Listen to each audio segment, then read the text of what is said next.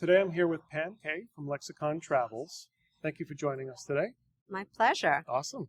So I have a few things for you, and I know that you spent nearly 40 years in financial services before pivoting to travel. So I'm curious, what do you think drew you to this transition?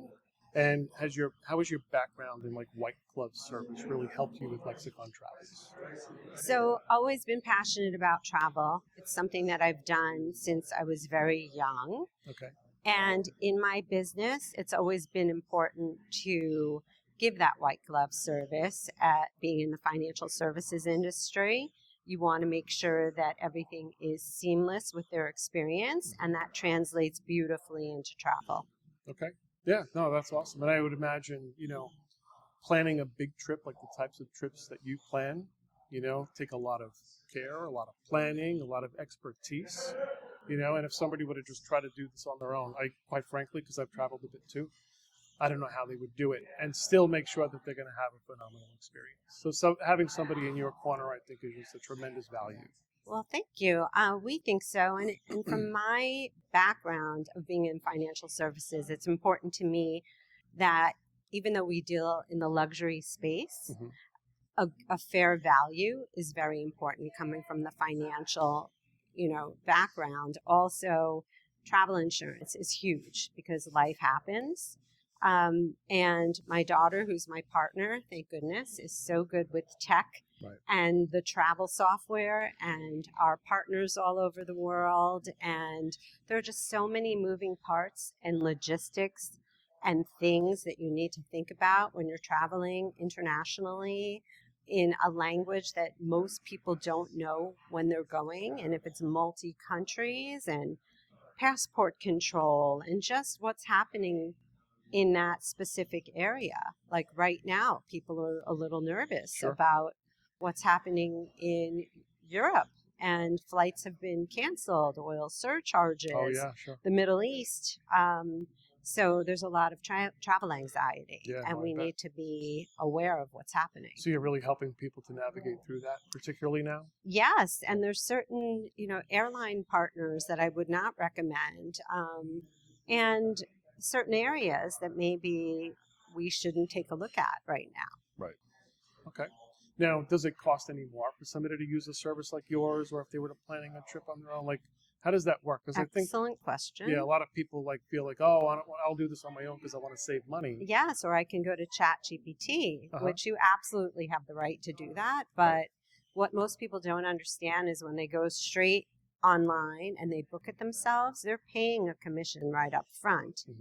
And most of the time, if you come to us, especially with cruises in specific, and I'm a river cruise specialist, I adore that.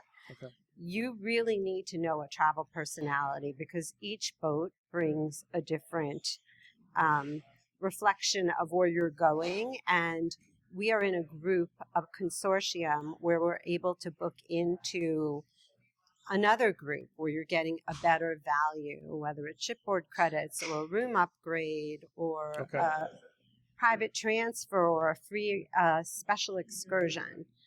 That's what we can provide for you. So it sounds like you're actually offering them more value than if they were to do this on their own. So it's actually less expensive in a sense, right? It is, and you have a travel advocate. So we are there for you. We have partners abroad that there's a local phone number if something goes awry, and then we're always there for you. Savannah, a lot of times when our clients, if we book their air or flying internationally, she'll stay up to make sure everything is seamless. We want to make sure if there's a delay that your car will be waiting for you when you get there. Those little details. And we call our partners travel angels when they're abroad. So that's awesome. I love that. Yeah. So now that leads me to my next question, right? So you visited over 40 different countries. So what destination has surprised you the most? And are there any upcoming places that you would particularly be excited about sending your clients to? So I would say probably closer to 50 at this point, but 50 countries. Wow. But Thailand to me was just incredible. There is so much there. And I was there with both my children, and they were both very different people and interested in completely different things. So you can have the zen of a temple and the wonder of a culture.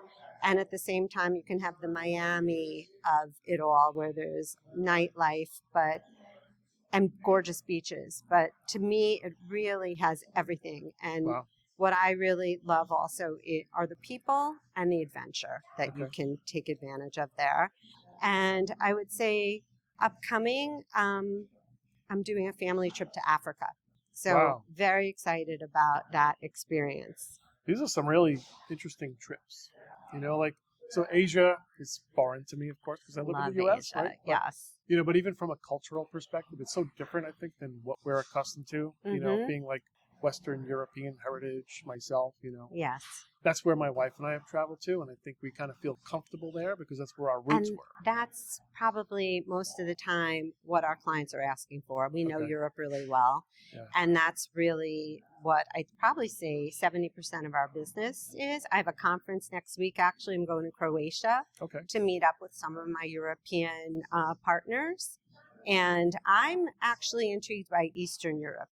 I really would like to try Poland and get to know why is Slovenia and Slovakia different, and be able to travel there more. Sure.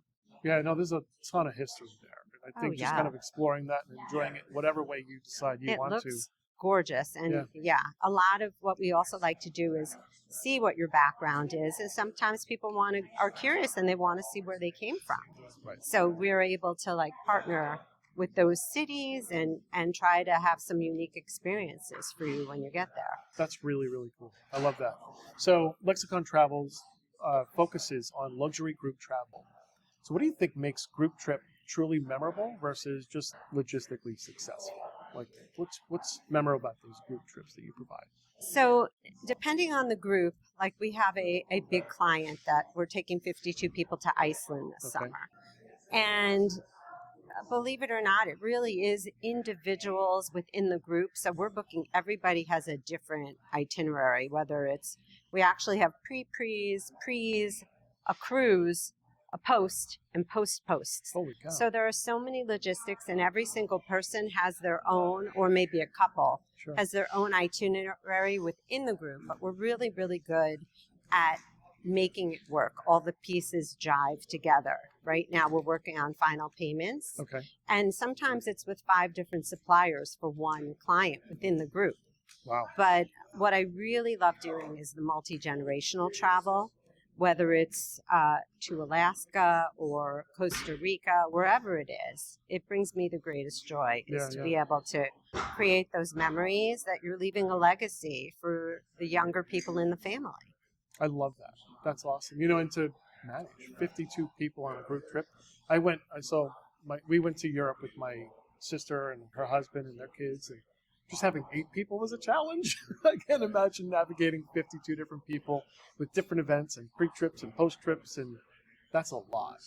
Well, we warmed up last summer with 44 to Athens and a cruise around the Greek islands. Wow. So this is even more, but I'm really excited for it. We're ready. I love that. That's so cool. Thank you. One last question for you, Pam. Okay. You moved here from the East Coast, and a lot of my clients who are, coming to Arizona, they're not just moving within Arizona, they're coming from different parts of the country, so they don't always know the different areas.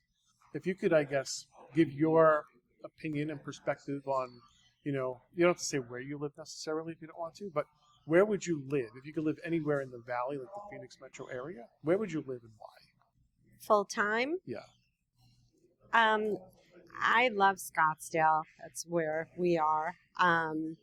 It's just very welcoming. There's so much you can do. There's incredible restaurants. There's great people. I love to hike, so we have that. And the weather is amazing. I got so tired of that snow. I know you did too. And, bring on the heat. I don't mind. I'm one of those, I guess, rare people that really, I'm fine in July at 118. And actually, we need to be around when most of our clients are traveling, so it works out well. Okay.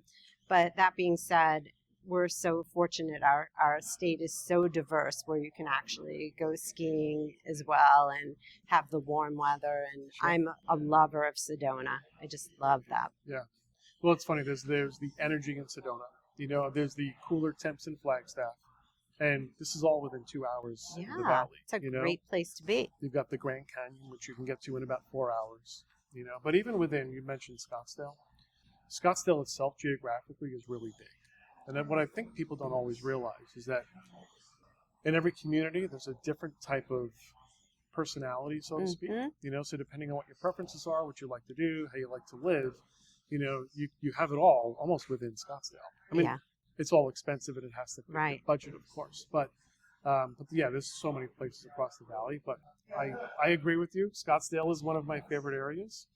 But yeah, that's really and I do like Fountain Hills. Right. I have to say that is a great little place. Sure. Awesome. Well, thank you so much for your time today.